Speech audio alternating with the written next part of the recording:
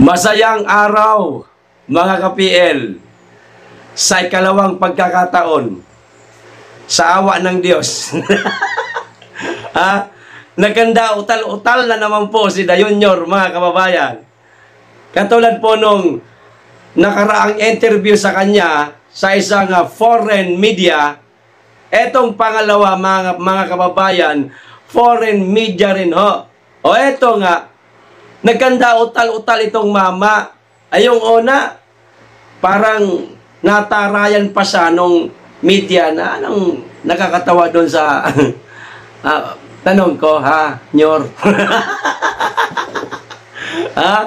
Itong pangalawa, mga kababayan, ibang senaryo naman po ito. Kapag tuwing may ganiring mga pangyayari na interview sa kanya at naganda utal-utal siya, hindi niya masagot maigi. Parang ang sarap itanggi na Pilipino ako. Pero hindi natin maaaring itanggi dahil mahal natin ang ating lahi, mahal natin ang inang bayan. Kaya ang mainam talagang gawin dito, mga kababayan, lumabas na tayo sa kalsada. Ano sa palagay ninyo? O ito yung video, panoorin ho natin. Pero bago tayo magsimula, makikisuyo sa mga hindi pa po nakasubscribe, baka naman at pakiclick na rin po ang notification bell para updated sa lahat ng upload. At huwag niyo pong kalimutan, pakilike na rin po ang video. Maraming salamat. Makikisuyo lang para sa ikatlong pagkakataon, mga kababayan. Maganda utal-utal na naman siya. Si Dayunyor. O, ito na yung video. Panoorin na po natin, mga kababayan, at intindihin po natin ang katanungan ng foreign media. O, ito na. Confident are you the U.S. is willing to go to war with China over disputed reef in the South China Sea? Oh, God. How far is the U.S. prepared to go? What are your thoughts suggesting to you? Well, I really, we would to take a step back from that question. Is that confident are you the U.S. is willing to go to war with China over a disputed reef in the South China Sea? Oh, God. How far is the U.S. prepared to go? What are your thoughts suggesting to you? Well, I really, we would to take a step back from that question. Is that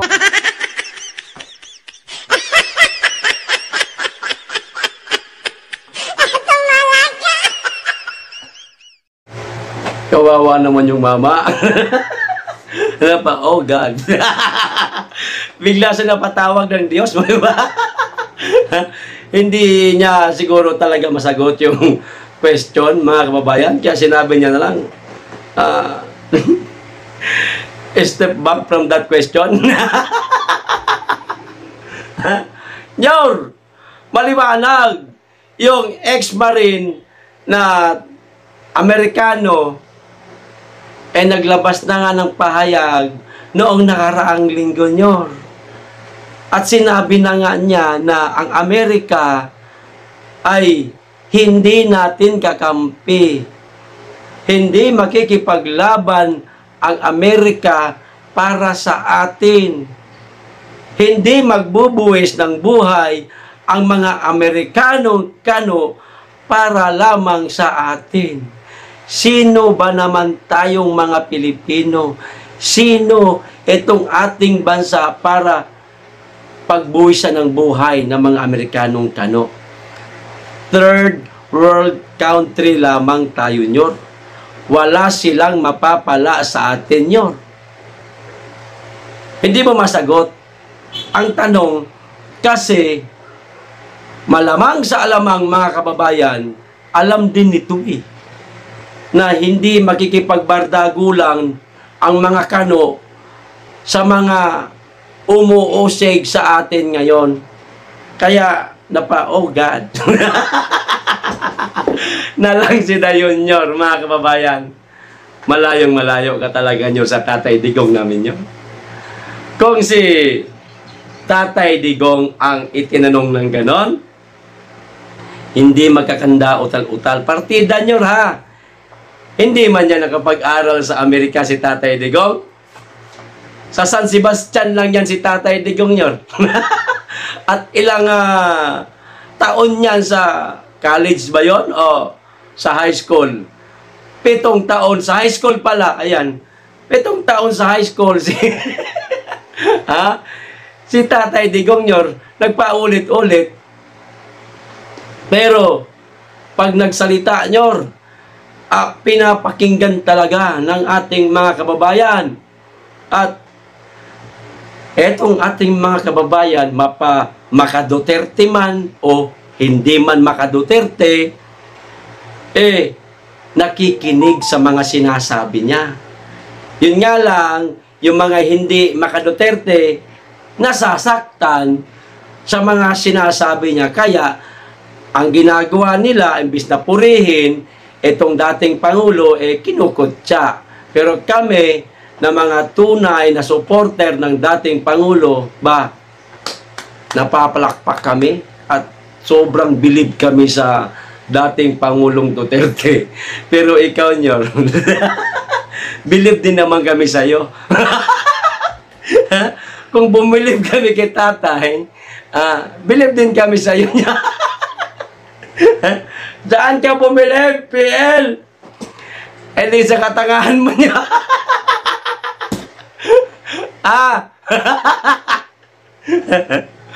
Nakakahiya ang Pilipinas na nagkaroon ng ganitong klaseng Pangulo. Nyor, ang pinakamainam na sagot doon sa katanungan sa'yo ng foreign media, totally, hirap ka rin naman na sumagot Maganda sana sinagot mo doon.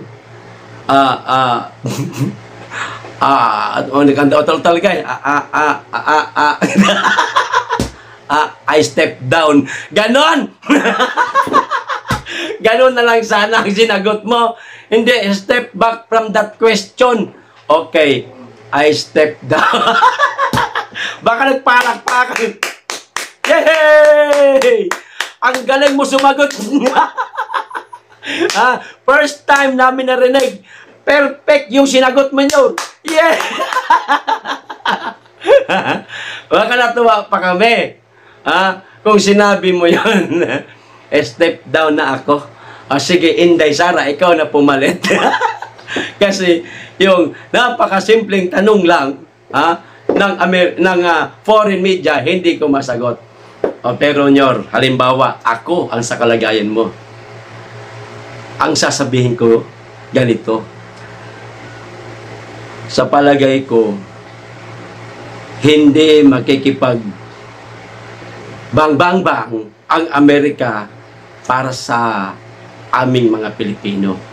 Kaya, ngayon, napagtanto ko na kinakailangan ko nang kausapin, ayusin itong gusot kay Chinese President Xi Jinping. Makikipag-usap na ako sa kanya para matapos na itong girian sa West Philippine Sea.